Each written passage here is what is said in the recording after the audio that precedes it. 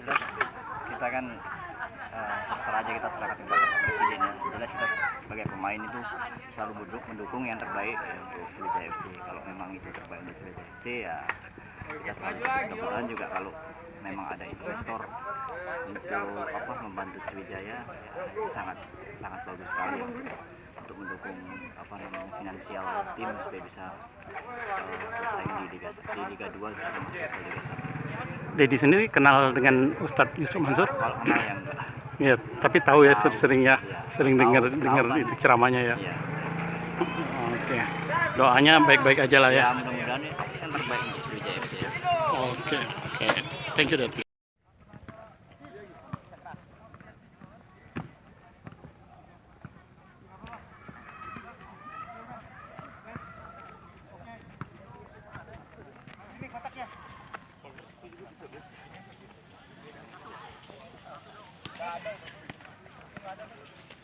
Satu menit, yang 5 menit, satu sentuh, stretching 5 menit.